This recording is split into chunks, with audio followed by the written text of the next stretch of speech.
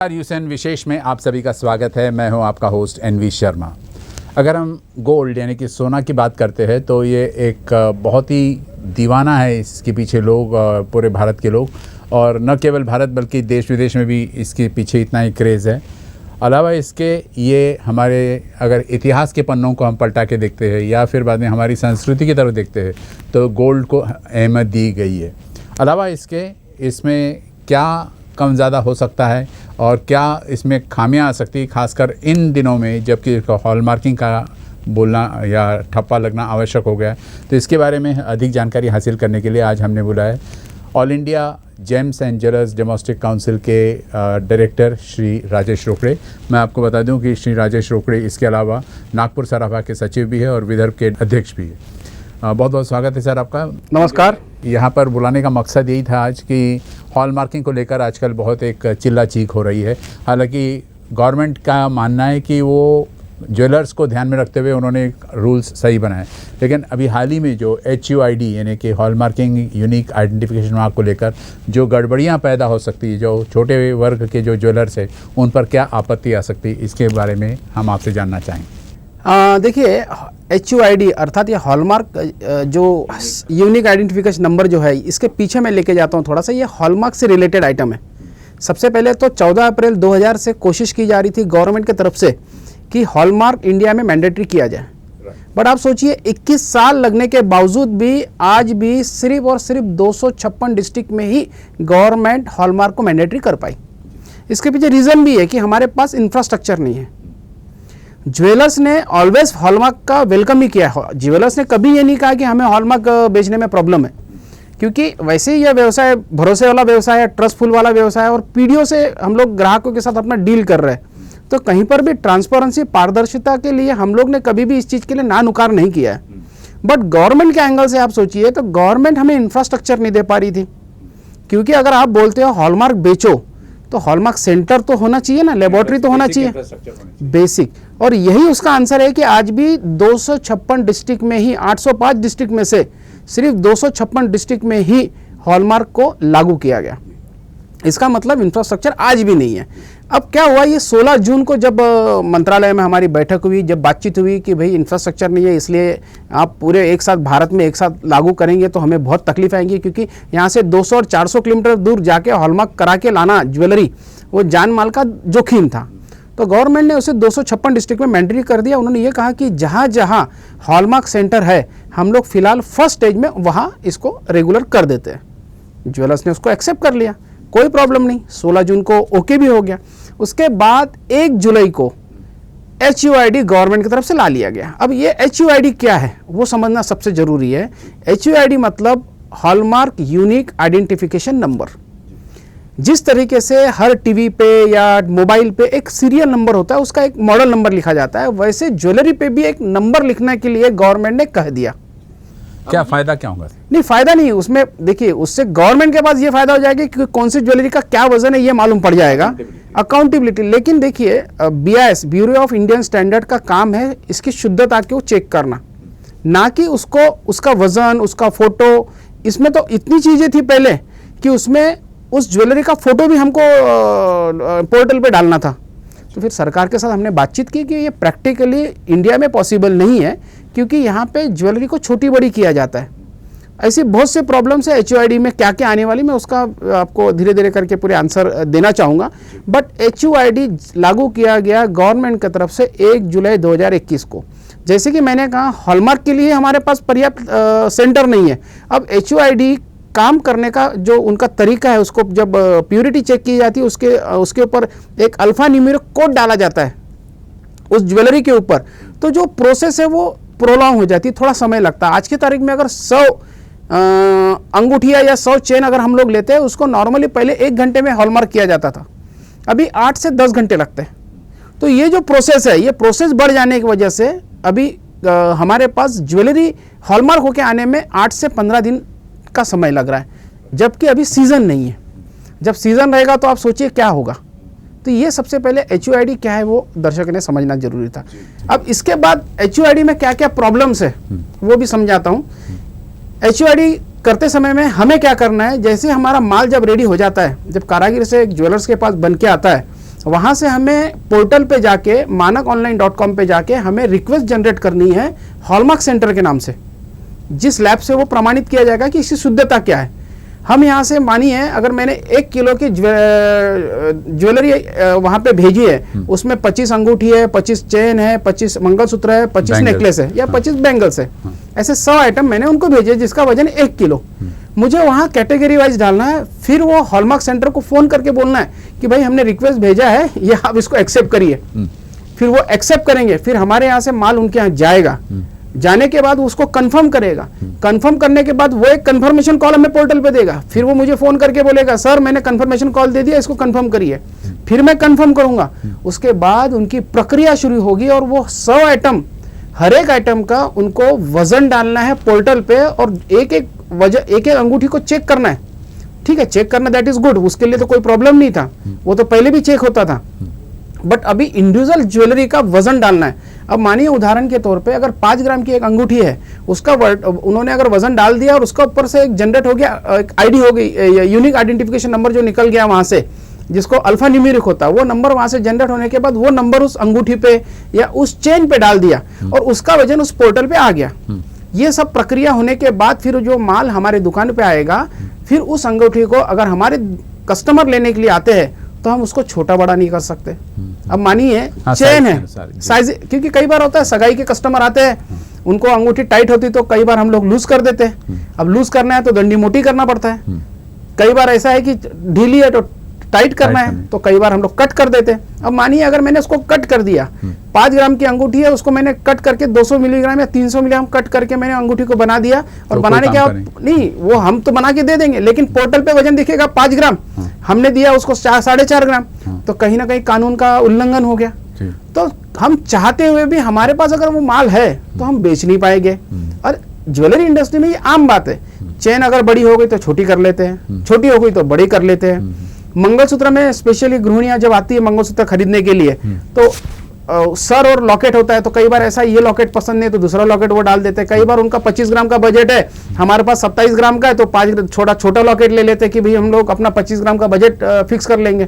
तो इस टाइप के कई बार एक्सचेंज होते थे अंदर के अंदर, तो वो हम कर नहीं पाएंगे। अब ग्राहक तो आएगा, ग्राहक को बोले मुझे यहाँ इसका लॉकेट पसंद है, इसका मंगलसूत्र पसंद है, तो हम दे नहीं पाएंगे। सेम कंडीशन आप छोटे मंगलसूत्र रहते हैं और उसमें किसी को लेंथ इतनी चाहिए, किसी को लेंथ थोड़ी बड़ी चाहिए, तो हम लोग एक्स्ट्रा कड़ी डाल के उसको दे देते थे, कई बार हम लोग छोटा करने का कट करके दे देते थे। तो ये सब हम लोग कर नहीं पाएंगे। अगर ये कर नहीं पाएंगे तो ग्राहक संतुष्ट नहीं होगा, तो कहीं ना कहीं ग्राहकों का हित इसमें मारा जाएगा। इसलिए HUID हमारे लिए एक श्राप बन के आया है, मैं ऐसा कह सकता हूँ। सर आपने तो कही कि अगर ये एक प्रॉब्लम आ सकता है कि अगर आपने वज़न कुछ दिया और वापस कट करें या मॉडिफाई करने के बाद वज़न उसका चेंज हो जाएगा, कस्टमर शायद एक्सेप्ट नहीं करेगा, ये सब वगैरह बातें। अलावा इसके BIS के पास आपने कहा इंफ्रास्ट्रक्चर अभी फ़िलहाल नहीं है, लेकिन BIS के ऑफिसर्स भी एक प्लेटफॉर्म पर नहीं है, क्योंकि हाल ही जो डिप्टी डायरेक्टर जनरल है मिस्टर प्रमोद तिवारी जी, तो इनका ऐसा कहना था कि ये एक सुविधाजनक सिस्टम है, लेकिन ज्वेलर्स का कहना है कि सुविधाजनक नहीं है। तो इस कॉन्ट्रास्ट को आप कैसे सुलझाओगे? हाँ देखिए, जून में जब हमारी मंत्रालय में बात हुई थी मंत्री जी के साथ, उन्होंने स्पष्ट कहा था कि ये इम्प्रैक्टिकल लॉ है, तो इसे ज्वेलरी इंडस्ट्री में इम्प्लीमेंट नहीं किया जा सकता। तो इस पर मंत्री जी ने स्पष्ट किया कि बोले ठीक है, अगर आपको लगता है ये इम्प्रैक्टिकल तो हम इसे हॉलमार्क सेंटर तक सीमित कर देते हैं। यहाँ तक की भी बात सही है, लेकिन अभी क्या हो रहा है कि एक तरफ DG मिस्टर प्रमोद तिवारी ये कहते हैं कि इसे हॉलमार्क सेंटर तक के हमने सीमित कर दिया है, बट नागपुर ऑफिस में ये कहा जाता है कि आपको वो HUID आपके अकाउंट पे भी लेना है और आपको अपने अकाउंट से आउट भी करना है। तो एक तरफ DG कुछ और कहते हैं, डायरेक्टर कुछ और कहते हैं। तो ये एक प्रकार से कंट्रोवर्सी क्रिएट करके, ये जिस चीज का हमें डर है कि आने वाले दिनों में इस व्यवसाय में कहीं इंस्पेक्टर राज ना बढ़ जाए, इस चीज का जो डर है वो निश्चित तौर पे ये इस टाइप के मिसअंडरस्टैंडिंग्स की वजह से ही ये सब प्रॉब्लम्स आती है। तो ये लॉ इम्प्रैक्टिकल है, जो कि इसमें इस ज्वेलरी इंडस्ट्री में अगर ये लॉ आ जाता है तो निश्चित तौर पे आने वाले दिनों में 30% से 50% तक के ज्वेलर्स ये बिजनेस छोड़ के दूसरे बिजनेस में चले जाएंगे। सर ये इसी पॉइंट पे आने वाला था मैं कि अगर आपके लिए तो ठीक है आप बड़े ज्वेलर्स हो, लेकिन छोटे मोटे ज्वेलर्स जो है या मध्यम वर्गीय ज्वेलर्स जो है, इनका बिजनेस करना मुश्किल हो जाएगा, क्योंकि वो खाएगा क्या और लोगों को सेवा क्या देगा। हाँ, ये एक सबसे बड़ी तकलीफ है, क्योंकि आज के तारीख में हर चीज़ ऑनलाइन कर रहे हैं। देखिए ऑनलाइन सही है, उसमें कोई प्रॉब्लम नहीं है, बट हमारे पास आज भी इंफ्रास्ट्रक्चर नहीं है। आज भी वो ज्वेलर जो है जिसके दुकान पे कंप्यूटर नहीं है, जो सादा कलम से बिल बनाने वाला आदमी है, आज वो पोर्टल पे जाके वो अपनी सबकी एंट्री कैसे करेगा? तो इससे क्या होगा, ये सब झंझट के वजह से वो इस धंधे को छोड़ देगा।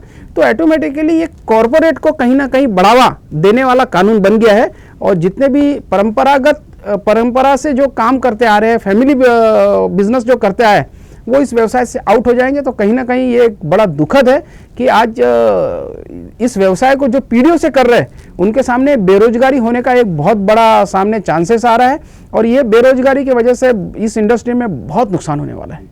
सर, करीब जून के महीने में इसी साल आपके साथ हमारी मुलाकात हुई थी इसी प्लेटफॉर्म पर, इसी शो पर, जहां आपने बताया कि ये जो ज्वेलरी बिज़नेस है, ये इसमें कुछ एसिंग एंड हॉल मार्किंग सेंटर्स जो है उस प्रोपोर्शन में नहीं है जितना कि गोल्ड ज्वेलर्स है। मतलब करीब 4-4.5 लाख ज्वेलर्स है, तो मुश्किल से 256 सेंटर्स हैं।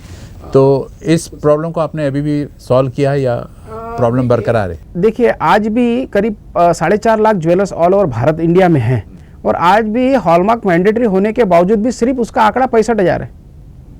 ये भी अपने आप में विसंगति दिखाता है कि कहीं ना कहीं फ्रेंडली नहीं हो पा रहे, क्योंकि अगर रजिस्टर्ड होते हैं, रजिस्टर्ड होने में कोई प्रॉब्लम नहीं है, रजिस्टर्ड होते भी है तो, लेकिन साथ में कानून ऐसा चाहिए कि उसको पालन कर सके।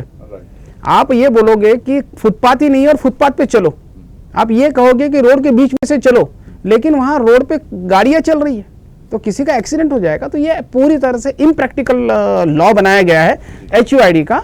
और मैंने स्टार्टिंग में ही कहा है कि हॉलमार्क में भी आज देखिए इंफ्रास्ट्रक्चर के कारण 256 डिस्ट्रिक्ट में ही ये लागू किया गया। 256 डिस्ट्रिक्ट इसलिए लागू है क्योंकि वहीं पे हॉलमार्क सेंटर है। और इसे एक और तकलीफ मैं आपको बताता हूँ कि आज के तारीख में यह फर्स्ट सेल पे इम्प्लीमेंट किया गया। गवर्नमेंट ने क्या किया कि जहाँ कहीं भी ये फर्स्ट सेल होगा वहाँ पे आपको इसको हॉलमार्क करना है, HUID करना है। अब मानिए फर्स्ट सेल कौन से सिटीज़ है? सब बड़ी सिटीज़ है, जैसे मेट्रोज है, जैसे आप दिल्ली, मुंबई, पुणे, नागपुर या कलकत्ता, ऐसे बड़ी सिटीज़ में ही 256 डिस्ट्रिक्ट है ये। तो अब इसके बाद छोटे डिस्ट्रिक्ट जैसे अभी बी गेट है, जैसे मैं वर्धा ले लूँ, भंडारा ले लूँ, गोंदिया ले लूँ, या जो भी सिटीज़ है आजू बाजू, वहाँ कभी भी हॉलमार्क सेंटर खुलेगा नहीं, क्योंकि ऑलरेडी माल वहाँ से हॉलमार्क होके आएगा, यहाँ के लोगों को काम ही नहीं मिलेगा। तो कहीं ना कहीं ये अपने ही बात को सही ढंग से प्रस्तुत नहीं कर पा रहे हैं डिपार्टमेंट और मंत्रालय, इस वजह से ये प्रॉब्लम जा रहा है। As director of all India gems and domestic council, jewellery के डेमोस्टिक काउंसिल के आप डायरेक्टर हो, तो आपकी तरफ से कोई पहल हुई है सर गवर्नमेंट से बात करने की कि इसको सॉल्व किया जाए? देखिए, हम लोग हर हफ्ते मतलब इसके लिए गवर्नमेंट से बात कर रहे हैं, और DG मिस्टर प्रमोद तिवारी जी से संपर्क में है, और हमारी परसों ही मंडे को ही एक मीटिंग हुई है। इसके बाद एक एडवाइजरी कमेटी बनी है, बट एडवाइजरी कमेटी की बात वहाँ उतनी मानते नहीं है। ये हमारे साथ प्रॉब्लम है। हमें तो बहुत सी चीजें बताई गई थी, जैसे कि इसमें कैरेटेज केवल पहले 14, 18 और 22 ही था। अब कल नोटिफिकेशन आया उसमें 20, 23 और 24 तो करीब 1 महीने बाद, जबकि हमारी 1 महीने पहले बात हुई थी। तो ये इनके तरफ से नोटिफिकेशन बहुत जल्दी नहीं आ रहे, जिस वजह से इस इंडस्ट्री में कहीं ना कहीं भ्रम फैल रहा है, और हर चीज क्लियर नहीं होने के कारण आने वाले दिनों में बिजनेस करना कठिन हो जाएगा, व्यवसाय करना कठिन हो जाएगा। सर, थोड़ा सा मैं कस्टमर की तरफ जाता हूँ और उसके एंगल से पूछता हूँ आपसे कि मान के चलिए मेरे पास एक गोल्ड रिंग है या नेकलेस है, चेन है, कुछ है, और उसको हॉल मार्किंग नहीं किया, क्योंकि हॉल मार्किंग तो अभी से मैंडेटरी हुआ, उसके पहले नहीं था, वॉलंटरी स्कीम थी। तो अगर मैं वो बेचना चाहूँ उस गोल्ड पीस को, तो मैं बेच सकता हूँ किसी ज्वेलर को? हाँ बिल्कुल। देखिए, आपके पास हॉलमार्क हो, नॉन हॉलमार्क हो, उससे कोई प्रॉब्लम नहीं होता है। हमें सिर्फ 16 जून 2021 के बाद जितने भी 40 लाख के ऊपर जिनका टर्नओवर है और जो BIS में रजिस्टर्ड है, जो रजिस्टर्ड है उनके लिए तो बाध्य है, लेकिन जो नहीं है और जिनका 40 लाख से ऊपर टर्नओवर है, उनके लिए भी बाध्य हो गया कि आपको रजिस्टर्ड होना है और यही माल बेचना है। तो ये तो सिर्फ दुकानदारों पे लाया गया है। एज अ कस्टमर, अगर कस्टमर के पास कोई भी ज्वेलरी है, वो कोई भी कैरेट की है, तो उन्हें कोई तकलीफ नहीं है। वो कभी भी दे सकते हैं, कभी बदल सकते हैं, कभी भी बेच सकते हैं, उन्हें किसी प्रकार की कोई तकलीफ नहीं। सर, मेरा ये कहना है कि कस्टमर ने आपको बेच दिया, हॉल मार्किंग हो ना हो, उसने आपको बेच दिया, लेकिन आपको उसको फिर आगे खिसकाने में या फिर आगे इसका कुछ प्रोडक्ट बना के बेचने में क्या तकलीफ है? बिल्कुल। देखिए, प्रोसेस ये होता है, जब कभी कस्टमर हमें पुरानी ज्वेलरी देते हैं तो उसको मेल्टिंग होता है, मेल्टिंग होके उसका प्रोसेस होता है न्यू ऑर्नामेंट बनाने के लिए। तो वो प्रोसीजर जैसी है वैसी है, उसमें कोई परिवर्तन नहीं है। बट जिस दिन हम लोग वो पुरानी ज्वेलरी लेके मेल्ट करके प्यूरिफाइड करके नई ज्वेलरी बनाएंगे, जिस दिन वो ज्वेलरी बनेंगे तो फिर से हमें HUID करनी उसे। विदाउट HUID हम माल बेच नहीं पाएंगे 1 जुलाई के बाद।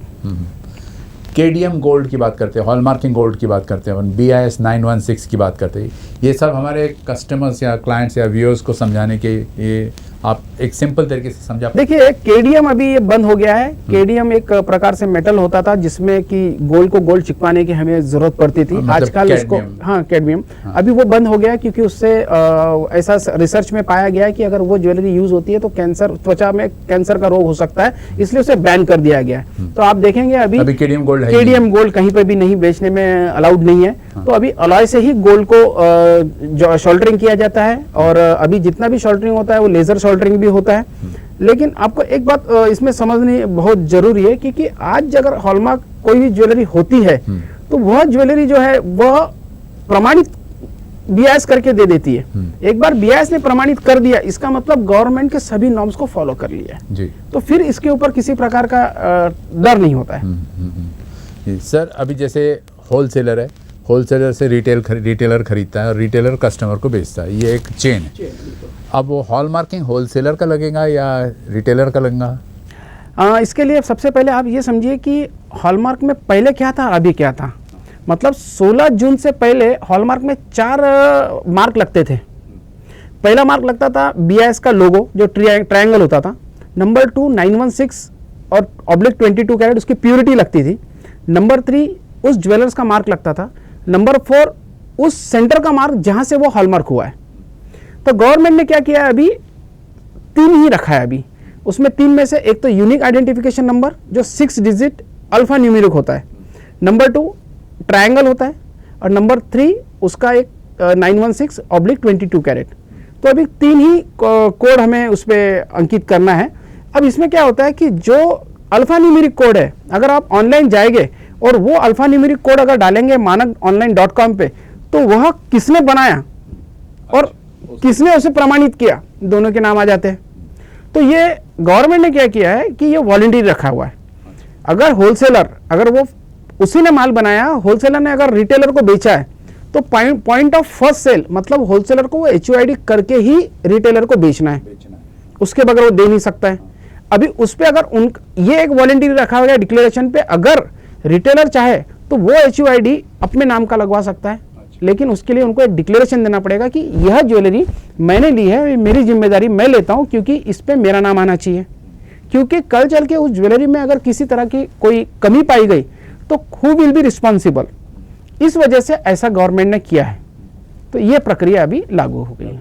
तो फिर anyone is acceptable, ऐसा बोल रहे हैं आप, होलसेलर या रिटेलर वगैरह? नहीं, दैट इज ओके, वो प्रॉब्लम नहीं। हमारा एक ही कहना था इसके ऊपर कि देखिए होलसेलर हो या रिटेलर हो, इसे प्रमाणित कौन कर रहा है? लेबोरेटरी जो BIS के अंडर आती है। हमारा एक ही मानना था कि इसको जो उसको प्रमाणित कर रहा है जिम्मेदारी पूरी उसकी होनी चाहिए। वो मार्क देखिए, एक तो होलसेलर लगाएगा, ये रिटेलर लगाएगा, that is a secondary problem. अब इसमें भी अगर मानिए होलसेलर ने अपना स्टैंप लगा दिया और मैंने माल वो बेच दिया कस्टमर को, अब कस्टमर ने जाके उस पर चेक किया और उस पर आ गया किसी XYZ ज्वेलर्स का नाम, तो कस्टमर तो डरेगा ना कि यार मैंने तो लिया रोकड़े ज्वेलर्स से या मैंने लिया XYZ ज्वेलर्स से और नाम किसी और का दिख रहा है। तो ये कॉन्ट्राडिक्टरी, ये कॉन्ट्राडिक्टरी है। तो कहीं ना कहीं ये HUID बिल्कुल मतलब जिसको बोलेंगे इम्प्रैक्टिकल लॉ है। इसे जितने जल्दी यहाँ से हटा दिया जाए उतना जल्दी ये इंडस्ट्री बच जाएगी। अदरवाइज आने वाले दिनों में मैं तो कहूँगा कि ज्वेलरी की भी शॉर्टेज आ जाएगी और पूरी इंडस्ट्री फिलहाल स्टैंड बाय मोड पे है। अभी आप आज के मेरे पास कई लोगों के ऐसे कंप्लेंट्स है कि कैसा होता है कि वेइंग मशीन में अगर आपने हॉलमार्क सेंटर ने वजन डाल दिया, उसमें 2 ग्राम 200 या 5 ग्राम 200 वजन डाल दिया और उस वजन का वह हमारे यहाँ आते आते उसका 2 ग्राम 180 रहा, क्योंकि वेइंग मशीन में 10 मिलीग्राम से 50 मिलीग्राम का वेरिएशन आता है, इट्स कैलिब्रेशन में होता है। अब वो 30 मिलीग्राम का फर्क आ गया और मैंने कस्टमर को अगर मानिए मैंने 5 ग्राम 220 के पैसे लिए और पोर्टल पे 5 ग्राम 200 लिखा है, तो कस्टमर नाराज होगा। अभी तो कस्टमर क्या, सामने जो वजन दिखेगा, अच्छा इसको उल्टा करते हैं कि पोर्टल पे 2 ग्राम 200 है और अभी 1 ग्राम 180 है, तो कस्टमर तो बोलेंगे अभी ये 2 ग्राम 200 तो वहां भले ही है, लेकिन अभी तो मेरे को तो 2 ग्राम 180 दिख रहा है यहाँ, तो जितना दिख रहा है उतना ही मैं से दूंगा, आपके पोर्टल से मुझे क्या लेना देना है। अच्छा वो बढ़ता है तो कस्टमर बोले वहाँ तो इतना है, आप क्यों ज़्यादा बता रहे हो। तो कहीं ना कहीं ये हमारे बिजनेस में एक प्रकार से कंफ्यूजन क्रिएट करने वाला कानून है। इसको जितने जल्दी रद्द किया जाए उतना ये अच्छा होगा, अदरवाइज आने वाले दिनों में बहुत बड़ी प्रॉब्लम में ज्वेलरी इंडस्ट्री आने वाली है। सर इस पर से एक पॉइंट और याद आया मुझको कि जैसे मान के चलिए कि ये कस्टमर जो दुकानदार पर या रिटेलर पर वगैरह बिलीव कर लेता है वेट उसका, लेकिन मान के चलिए मैं खुद एक एज एन इंडिविजुअल मैं जाके एसिंग एंड हॉल मार्किंग सेंटर में जाके अगर मैं उसका गोल्ड हॉल मार्किंग करूँ तो चलता है? देखिए आज की तारीख में कोई भी मतलब अगर जहां 256 डिस्ट्रिक्ट है उसमें से एक नागपुर एक है, कोई भी ज्वेलर्स जो 40 लाख से ऊपर है उसे बिना हॉलमार्क के ज्वेलरी बेचने का अधिकार नहीं है। नंबर 1। नंबर 2, अगर ग्राहकों को उसको फिर से चेक करना है तो हमारे दुकानों में वो कहाँ चेक होता है उसका एड्रेस लिखा रहता है, आप पर्सनली जाके वहां से क्रॉस वेरिफिकेशन कर सकते हो। नंबर 3, आपके पास कोई ज्वेलरी है आपकी खुद की तो आप अपने पोर्टल पे आप डालिए, लेकिन वो शायद एक्सेप्ट नहीं करेंगे क्योंकि सिर्फ वो ज्वेलर्स के लिए है पोर्टल, क्योंकि उसके लिए यूजर आईडी बनाना पड़ता है, यूजर आईडी और पासवर्ड बनाना पड़ता है। तो ये एक तकलीफ उसमें भी है कि ग्राहक चाहे तो डायरेक्ट लेबोरेटरी में, कानून में तो बोला गया है कि आप डायरेक्ट जाके ग्राहक उस ऐसे हॉलमार्क सेंटर जाए और उसको चेक करके लाए, बट अभी ये पूरा ऑनलाइन करने की वजह से ग्राहक वो कर नहीं पाएगा। तो आपको लगता है ये सब टीलिंग प्रॉब्लम्स है, बाद में कुछ समय के बाद ये शायद सॉर्ट आउट हो जाएगा? सर मुझे नहीं लगता ये शॉर्ट आउट होगा, क्योंकि ये कभी ना समाप्त होने वाला प्रॉब्लम है। क्योंकि देखिए ना, कोई भी चीज का आप वजन पोर्टल पे डाल रहे हो और मुझे उस चीज को 4 बार छोटी बड़ी करना है। ग्राहक ने अगर मानिए सोने के कान के टॉप्स है, उसमें पेच सोने के लगे, उसका वजन है 6 ग्राम, आधे ग्राम के उसमें स्क्रू लगे, कस्टमर बोलते हैं कि मुझे स्क्रू नहीं चाहिए, मेरा बजट नहीं बैठ रहा है, मैं ये कैसे बाध्य करूं कि नहीं आपको स्क्रू के साथ ही लेना पड़ेगा, क्योंकि पोर्टल पे उसका वजन स्क्रू के साथ लिखा हुआ है। तो ये तो जबरदस्ती है, प्रैक्टिकल डिफिकल्टी है, प्रैक्टिकल डिफिकल्टी है। इसको समझना चाहिए BIS ने और कंज्यूमर अफेयर मंत्रालय ने कि इसे जल्द से जल्द रद्द करना चाहिए, ये हमारी मांग है। इसमें मंत्रालय की बात की आपने सर, मंत्रालय का कहना है कि ये कस्टमर्स के लिए भी और ज्वेलर्स के लिए भी बेनिफिशियल है, लेकिन आप जिस अंदाज में बात करें तो उससे लगता है कि कस्टमर्स तो ठीक है बेनिफिटेड होंगे। सर नहीं है ना, हाँ कस्टमर भी बेनिफिटेड नहीं है, क्योंकि कस्टमर का हक मारा जा रहा है, कस्टमर उसको एक्सचेंज नहीं कर पा रहा है, कस्टमर डिजाइन चेंज नहीं कर पा रहा है, कस्टमर ऑर्डर की एक अंगूठी बना नहीं पा रहा है, कस्टमर एक चेन ऑर्डर से नहीं बना पा रहा है। प्योरिटी दिख रही है, प्योरिटी देखिए BIS का काम है क्वालिटी कंट्रोल करना, ना कि ये प्रॉब्लम बढ़ाना। और ज्वेलर तो वैसे ही मारा जाएगा इस ज्वेलर तो देखिए एक तो कानून के वजह से, अभी आज ही की बात है, मेरे पास एक अंगूठी है बन के आई है, एक अंगूठी और कंगन है, दोनों सुबह बन के आई है, लेकिन उसको प्रोसेस कम से कम 1 हफ्ता का प्रोसेस है। अब कस्टमर की परसों सगाई है, अच्छा कस्टमर ये बोलते हैं काम करिए मुझे अंगूठी दे दीजिए आप बाद में हॉलमार्क करिए, मैं बेच नहीं सकता, क्योंकि मैं अगर बिल बना देता हूँ विदाउट हॉलमार्क, इसका मैं कानून का उल्लंघन तोड़ता हूँ। तो रास्ता क्या है सर इसके? सर रास्ता कुछ नहीं है, यही धंधा बंद होने के ही कगार पे आने वाला है। आने वाले दिनों में हम ऑर्डर ही नहीं लेंगे। तो आपके काउंसिल ने कुछ डिसीजंस लिया सर कि इसको कैसे टैकल करना? सर हमने अभी बातचीत के माध्यम से कोशिश कर रहे हैं, बट अगर बातचीत के माध्यम से अगर नहीं मानी सरकार तो शायद एक आंदोलन की तरफ ये फिर से ये इंडस्ट्री जाएगी, जो कि दुखद होगा, जो सही नहीं है।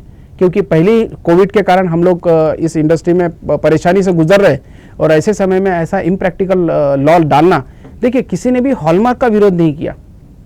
हॉलमार्क तो वैसे पहले से भी है सर, पहले से हम मतलब 15 साल से सभी बेच रहे हैं, उसमें कोई प्रॉब्लम ही नहीं था। हॉलमार्क में सिर्फ जिम्मेदारी किसकी, हमको वही एक सवाल था। और HUID हमें इसलिए नहीं चाहिए क्योंकि हमारे ग्राहक छोटा बड़ा कर नहीं सकते, हमारे ग्राहक उसको लेते समय में जो प्रोसेस है, आज के तारीख में नागपुर में 2 सेंटर है सिर्फ, उनके पास अगर मैं 100 आइटम देता हूं तो 8 से 10 घंटा मिनिमम लगता है एक ज्वेलर्स। आप सोचिए कि एक ज्वेलर्स को इतना, 3000 ज्वेलर्स है, कैसे काम करेगा। और सेकंड मुसीबत है कि अगर छोटे मोटे ज्वेलर्स है तो वो अपना सामान माल जो है कैरी नहीं कर सकते, वो कैरी नहीं कर पाएंगे, दुकान में रख नहीं पाएंगे, कस्टमर को बेच नहीं पाएंगे। अगर गलती से किसी कस्टमर ने ले भी लिया नॉन हॉलमार्क और उन्होंने अगर कंप्लेंट डाल दिया तो उस ज्वेलर्स को बेचारे को शामत, मतलब बेचे तो तकलीफ है, नहीं बेचे तो तकलीफ है। तो ये एक प्रकार से कहीं ना कहीं बड़ा दुखद है। यह इंडस्ट्री में जो एक बहुत बड़ा जो बोल सकता हूँ कि प्रॉब्लम आ सकता है, मतलब भगवान ही बचाए अभी इस इंडस्ट्री को, ये मैं कह सकता हूँ जी। और क्या कहना चाहोगे सर इस पर्टिकुलर मुद्दे को लेकर HUID को, because we want to proceed further also? देखिए HUID में एक और तकलीफ है, जैसे कि मैं ऑर्डर की चीज़ें के लिए 3-3 बार मैं कह रहा हूँ कि ऑर्डर का एक प्रॉब्लम है इसमें। मानिए कि कोई कस्टमर मेरे यहाँ आते हैं और उन्होंने मेरे पास एक 5 ग्राम की अंगूठी का ऑर्डर दिया, उनको एक नग लगाना है, उसमें नग दिया और नॉर्मल चीज डेली की प्रैक्टिस है कि उन्हें एक आधा ग्राम का नग दिया और बोले कि 5 ग्राम मुझे अंगूठी बनाना है। तो 5 ग्राम की अंगूठी बनाते समय मैंने अंगूठी तो बना लिया, बनाने के बाद जब मैं हॉलमार्क सेंटर भेजता हूँ तो उनके प्रोसेस में ऐसा है कि जब तक के उसमें से 300 मिलीग्राम सोना हम कट नहीं करेंगे और उसको फायर ऐसे नहीं करेंगे तब तक के उसकी HUID जनरेट नहीं होगी। ठीक है, अब उसने सामने वाले ने अगर 300 मिलीग्राम उसमें से सोना निकाल लिया तो अंगूठी बिगड़ जाएगी, कस्टमर लेंगे नहीं, तो कस्टमर लेंगे नहीं तो वो हम पे बैठ गई। तो एक तरफ हम बनाते हैं तो हॉलमार्क नहीं होगी, हॉलमार्क अगर नहीं होती तो बेच नहीं पाएंगे, मतलब दोनों तरफ से हम काम नहीं कर पाएंगे। इसमें एक और अलग टाइप का प्रॉब्लम ऐसा है, चक्रव्यूह में इसमें एक और प्रॉब्लम है। चलो हम 2 अंगूठी बनाएंगे कि कस्टमर के लिए, कि कस्टमर ने 2 अंगूठी, एक ऑर्डर लेकिन 2 बनाए, दोनों में से दोनों सैंपल के लिए गया, एक सैंपल चेक हुआ, दूसरा सैंपल बच गया, तो मेकिंग हमारी डबल हो जाएगी। कस्टमर बोलेंगे मैं तो 1 अंगूठी बनाया, मैं 2 की मेकिंग क्यों दूं? तो कानून थोड़ा सा ऐसा होना चाहिए, प्रैक्टिकल होना चाहिए। ये इम्प्रैक्टिकल जो कानून बनाया है इस वजह से ही ये पूरी इंडस्ट्री स्टैंड बाय मोड पे है। और यही कारण है आज भी करीब 3000 ज्वेलर्स होने के बावजूद भी 865 से 875 मैक्सिमम 900 ज्वेलर्स ने अपने आप को रजिस्टर्ड किया है BIS में। ये यही दर्शाता है कि कहीं ना कहीं सही नहीं कानून, इसलिए लोग आपके पास नहीं आ रहे। मतलब मैंडेटरी करने के बावजूद 16 जून को गवर्नमेंट ने इसे मैंडेटरी कर दिया गया, बावजूद लोग रजिस्टर्ड नहीं हो रहे। मतलब ज्वेलर्स ने यह सोच लिया है कि मैं धंधा बंद कर दूंगा बट मैं रजिस्टर्ड नहीं कर सकता, क्योंकि प्रैक्टिकल नहीं है, प्रैक्टिकली नहीं है ना। मेरे पास रोज कम से कम 4-7 फोन आते हैं, वो बेचारे आखिरी में मुझसे समझते हैं कि भाई ऐसा कैसा करना चाहिए, अभी ये कानून ऐसा बना, इसमें हम लोग कैसा काम करें। आखिर में फोन पे रखते रखते यही बोलते कि शायद लगता है कि मुझे ये दुकान बंद करना पड़ेगा। फ्रस्ट्रेशन है सर, कैसा करेंगे बेचारे हम लोग जो स्वयं रोजगार तैयार करते हैं। आज के तारीख में गवर्नमेंट रोजगार देने के लिए तैयार नहीं है, हम स्वयं रोजगार तैयार करते, हमारे दुकानों में 4 लोगों को काम पे रखते, और ऐसे कंडीशन में हमारे रोजगार को अगर छीना जाएगा। आप जो कह रहे हैं सर, इनको सुनकर जहन में एक बात आती है कि इतनी जल्दबाजी क्या थी गवर्नमेंट को कि इसको बिना सोचे समझे इतना क्विकली इम्प्लीमेंट, जब 21 साल रुक गए थे और अभी भी हाल ही में इसको पोस्टपोन भी किया था 16 जून तक, तो और थोड़ा रुक के इसका जो हर्डल्स है वो सॉल्व कर लेते, चर्चा कर लेते और फिर उसको इम्प्लीमेंट करते। एकदम सही कहा आपने। इसको पहले जैसे 16 जून को हॉलमार्क को लागू कर दिया गया, इट्स ओके, इसमें कोई प्रॉब्लम नहीं था। साल भर पूरा हो जान देते थे, एक बार रिव्यू करते थे कि सही ढंग से सब हो रहा है कि नहीं, और उसके बाद HUID के लिए सोचते थे तो शायद सही होता था, एमिकेबल सोल्यूशन निकलता था। लेकिन ये जिस हिसाब से इन्होंने HUID को लाया, मतलब ये HUID क्यों लाया उसका कारण आप हंसेंगे, आप भी बोलेंगे कि ये क्या है। एक्चुअली BIS को अपनी लेबोरेटरी पे ही भरोसा नहीं है। गवर्नमेंट को यह डाउट है कि उनकी BIS जो लेबोरेटरी है हॉलमार्क सेंटर, वह जितनी ज्वेलरी हॉलमार्क करती है उसकी रॉयल्टी उनको नहीं देती है। हमने जो जानकारी मिली है ये उनके पास नॉलेज है, इस वजह से उन्हें HUID लाई। लेकिन वो तो एक इंटरनल मामला है सर। लेकिन इनके इंटरनल मामले के कारण छुरी हमारे गले पे रख दी गई ना। आज आप कोई आपके ही अंडर में आने वाले लेबोरेटरी को आप संभाल नहीं पा रहे हो, उनकी गारंटी पे आप सवाल का जवाब नहीं दे पा रहे हो, और तकलीफ ज्वेलर्स को दिए जा रहे हो। आज इस इंडस्ट्री से इतने लोगों को रोजगार मिलता है, डायरेक्टली इनडायरेक्टली इसमें 5 करोड़ लोग जुड़े हुए हैं। आज GDP का 7% हमारा योगदान है। ऐसे इंडस्ट्री को इस तरीके के साथ अगर गवर्नमेंट देखती है तो वो बड़ा दुखद है। सही कहा आपने।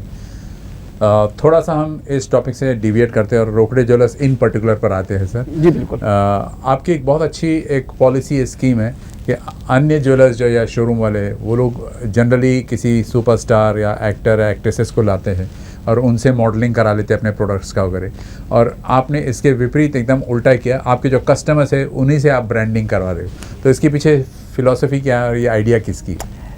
देखिए आइडिया तो ये तो घर में ही हम लोग बैठे थे तो आइडिया निकली थी। डाइनिंग टेबल पे ऐसी बातचीत कर रहे थे फैमिली में, जब हम लोग बैठते तो आइडियाज़ लेते, एक्सचेंज ऑफ आइडियाज़ होता है, उसी में से आइडिया निकला था। और लास्ट ईयर की बात है, तब हमारे पास शूट रेडी नहीं था और शूटिंग करने के लिए समय भी नहीं था क्योंकि लॉकडाउन था।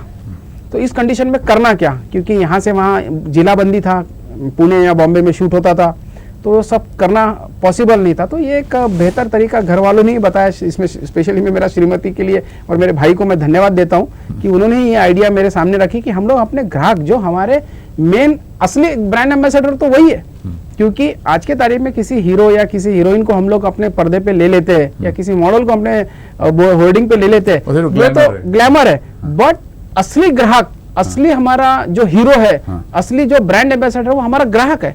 क्योंकि एक संतुष्ट ग्राहक हमें 100 संतुष्ट ग्राहक दे सकता है। तो इसलिए हमने ये आइडिया हमें एकदम दिमाग में आया, तो हमने इसको इम्प्लीमेंट किया और वो इतना सुपर हिट हुआ कि इस बार हम लोग सीजन 2 हैप्पी कस्टमर फिर से करने जा रहे हैं। आप देख रहे होंगे नागपुर में करीब करीब काफी जगह होर्डिंग्स लग चुके हैं, और हम लोग हमारे जितने भी ग्राहक हैं उनसे विनती कर रहे हैं कि आप जितना जल्दी हो सके हमारे स्टोर में आइए, विजिट करिए, और आप अपनी इच्छा है, क्योंकि हमारे यहाँ पे लाखों कस्टमर है, उन सभी को ऐसा ना लगे कि हमें चांस नहीं मिला, तो उनको हम होर्डिंग के माध्यम से, यूसीएन के माध्यम से, अखबार के माध्यम से, हम लोग सोशल मीडिया के माध्यम से उन्हें इन्वॉल्व कर रहे हैं कि आप आइए और हमारे लक्ष्मी नगर वाले स्टोर पे वहाँ आप एनरोल करिए आपका नाम, और उसमें से हम लोग कोशिश करेंगे कि ज़्यादा से ज़्यादा हमारे संतुष्ट ग्राहक को हमारे होर्डिंग पे ले, क्योंकि हम हमारे सिर्फ ये जो योजना है हमारे ही ग्राहकों के लिए। राइट। रोकड़े ज्वेलर्स इस बात के लिए भी मशहूर है कि आप पारंपरिक गहने वगैरह बनाते ही हो, साथ साथ में आधुनिक डिज़ाइन के गहने भी बनाते हो। इन चीज़ों को आप कैसे क्लब करते हो, कैसे फ्यूज़ करते हो? देखिए, हम लोग मतलब इतने सालों का हमारे पास अनुभव है, 4 पीढ़ियों का अनुभव है, तो ज्वेलरी कैसे बनाने से लेके तो कैसे उसको बेचना, यहाँ तक के पूरा जो चेन है वो स्ट्रक्चर हमें पता है, और ग्राहकों को क्या चाहिए आज के तारीख में वह नस हमें पता है। तो ऑलवेज फ्यूजन चाहिए कि पुराना और नया दोनों का फ्यूजन अभी बहुत ज्यादा पसंद किया जाता है। सभी जनरेशन के लोगों के लिए क्या मांग है उसके तरफ हम सबसे ज्यादा ध्यान रखते हैं, और ट्रांसपेरेंसी के साथ हम लोग व्यवहार करते हैं, व्यापार करते हैं। इस वजह से ग्राहकों का जो अटूट विश्वास हम पे बैठा है, उसके लिए मैं सारे विदर्भ वासियों का धन्यवाद कहता हूँ। जी सर, समय के अब हमें इस कार्यक्रम को रोकना होगा, लेकिन एक मैसेज क्या रहेगा आपका, खासकर गवर्नमेंट को? गवर्नमेंट से मैं यही कहूँगा कि इस इंडस्ट्री को बचाइए, क्योंकि यह इंडस्ट्री बहुत ही बुरे हाल में फंस चुकी है HUID के कारण। देखिए, हॉलमार्क के लिए तो कभी भी किसी भी ज्वेलर्स ने मना नहीं किया है, क्योंकि ट्रांसपेरेंसी और शुद्धता के लिए हम कटिबद्ध है। बट HUID लाके कहीं ना कहीं गवर्नमेंट ने एक बहुत बड़ी गलती कर दी है, इस इंडस्ट्री के ऊपर एक बहुत बड़ा बोझा रख दिया है, जिसके वजह से ये इम्प्रैक्टिकल है। और इसके प्रॉब्लम ये है कि हम हमारे ग्राहकों की बातें हम लोग पूरी नहीं कर पाएंगे, उनके ऑर्डर कंप्लीट नहीं कर पाएंगे। इसलिए जितना जल्दी हो सके इस कानून को रद्द करना चाहिए, यही मेरी गवर्नमेंट से मांग है। Thank you so much sir, pleasure talking to you. Thank you very much.